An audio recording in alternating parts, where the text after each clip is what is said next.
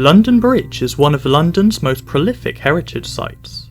The bridge is steeped in history spanning some 2,000 years or more, and has had many forms in its lifetime. Today I'll be discussing the origins of London Bridge, discussing its roots in the Roman period to the modern day. It is impossible to know exactly what this monumental bridge truly looked like, as there is little reliable written evidence and contemporary artwork is questionable at best. But based on the written descriptions and using the artwork as a guide, and this beautiful wooden model built by David T. Agate in 1987, I will attempt to help you visualise the original medieval London Bridge. Due to no written records prior to the Romans, we do not know whether Iron Age people ever built a bridge spanning the River Thames.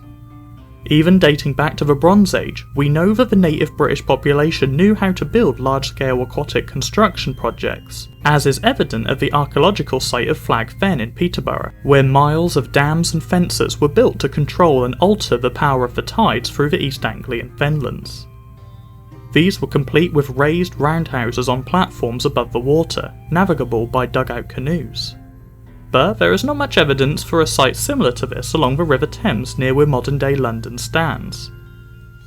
When the Romans first invaded Britain in 55 BC, under the reign of Julius Caesar, the Roman army marched north from Kent as they chased various Britannic hordes towards the border of the Trinovanti tribe in Hertfordshire. At the banks of the River Thames near East Tilbury, the Roman army was faced with hundreds of sharpened stakes hammered into the muddy river bank. This was an attempt by the Britannic tribes to slow down the Roman advance into their homeland. As there was no mention of a bridge by the Roman historians at this time, we can assume that this area of the River Thames was relatively shallow, at least by low tide, so was accessible as a ford crossing. By the time of the successful Roman occupation of Britain in 43 AD, a settlement along the Thames began to establish itself, and the town of Londinium was born. During the Roman period, the first bridge crossing of the River Thames was believed to be of a pontoon-style construction, with a more permanent bridge being made later in the latter half of the 1st century AD, as Londinium began to expand and a second Roman settlement was now growing on the south bank of the river. This first proper bridge may have been destroyed during the sacking of Londinium by the Iceni tribe during the Boudiccan revolt in around 60 AD, but was believed to be quickly rebuilt along with the rest of the city. The Roman army often used this bridge as a vital link between Kent and the rest of Britain, and a road went straight from the bridge to the Forum, the administration centre of Londinium. Substantial quays and docklands were erected around the bridge as Roman Londinium entered its heyday in the 2nd and 3rd centuries. Following the fall of the Roman Empire in the 4th and 5th centuries, it is likely that the bridge fell into disrepair and was no longer crossable at the time of the Saxon period, with the River Thames now acting as a boundary between the kingdoms of Mercia and Wessex. Over the centuries that followed, several attempts had been made to rebuild a crossing across the River Thames in order to help protect the settlements along the river from near-constant Viking raids. But the first written reference of a Saxon bridge over the Thames was in 1016 while mentioning further Viking raids, a hazard that had plagued the Saxon Britons for over 200 years by this point. The Saxon bridge would have been made of timber, and after the Norman conquest, the bridge was repaired and rebuilt multiple times, with King Henry II creating a monastic guild called the Brethren of the Bridge, who oversaw all required work to keep the bridge in a functional state. Following the murder of King Henry's close friend turned adversary, Thomas Becket, in 1170, Henry built a new bridge dedicated to Becket in 1176. This was the beginning of the bridge that we see reconstructed in this model. A gigantic construction project of monumental proportion, unlike any other bridge in Britain at the time. Scores of arches, all built in stone, supporting multiple gatehouses and a stone chapel dedicated to Becket the Martyr himself at the halfway point above the river. From its immediate construction, houses were built along the length of the bridge, with the rent from these dwellings used to partially fund the building work. The rest of the funding for the bridge is believed to have come from a kingdom-wide increase in wall taxes. In total, the length of the bridge was roughly 282 metres long, and had 19 piers, which were all supported by nests of timbers rising up from the riverbed. Over the next 2 centuries, London Bridge grew to host multiple storey houses along its entire length, creating an avenue from one side to the other. This original 15th century townhouse, currently on display at the Avon Open Air Museum, is a good example of the type of dwellings that were built along the bridge. By the late 14th century, around 140 houses had been built along the bridge, which is understood to be the maximum amount during its history. By the beginning of the 17th century, many of these houses had been merged so that around 91 houses remained. Shops and market stalls were also present along the bridge, along with festivals and celebrations on holidays and days of worship. Over the medieval period, most of the ground floor buildings were shop fronts, with domestic living spaces on the 2nd or 3rd floors above. It is understood that London Bridge was reserved for more higher-end shops, as the bridge functioned as one of medieval London's 4 or 5 main high streets.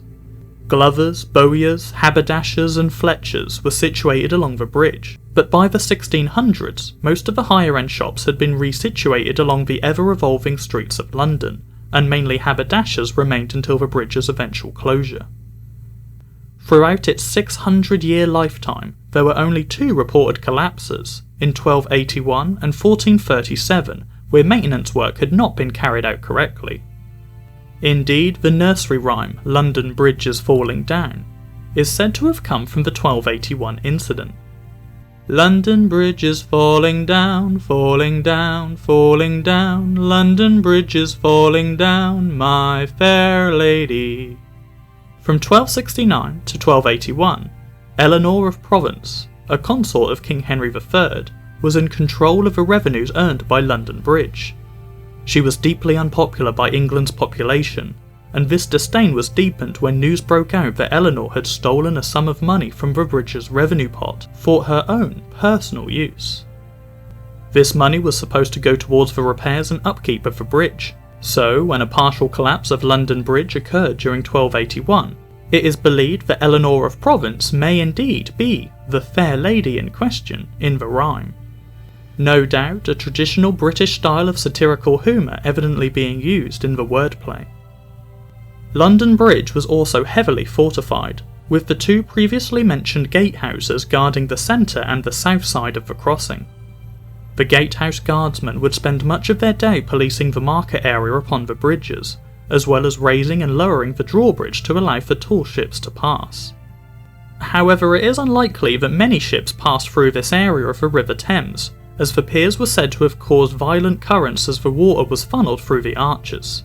At high tide or at times of flooding, the phrase "shooting the bridge" had been dubbed to describe the foolhardy sailors attempting to sail under the arches, which was known to be a very dangerous risk to take.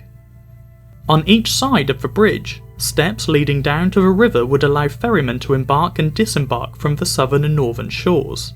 Indeed, ferrying was a massive industry in the Middle Ages, with multiple guilds dedicated to keeping a fair trade for the townspeople and visiting pilgrims. The power of the ferryman guilds became all too real, as by the end of the 18th century, London Bridge was still the only bridge spanning the River Thames in London. This may be due to the fact that the ferryman guilds knew that they would immediately lose a sizable chunk of their business if any new crossings were built, so they consistently campaigned against any new construction plans, and some would-be construction firms were allegedly bribed to dissolve their plans for a new bridge. In 1799, a competition was finally opened to design a replacement bridge, with the original medieval London Bridge destined to be demolished once the new crossing had been built. After considering multiple designs, John Rennie's proposal for a 5-arch bridge made of granite was accepted. By 1831, the new London Bridge had officially been opened, and the old medieval bridge was subsequently demolished. A royal banquet attended by King William IV was held in a pavilion on the new bridge to mark the opening ceremony.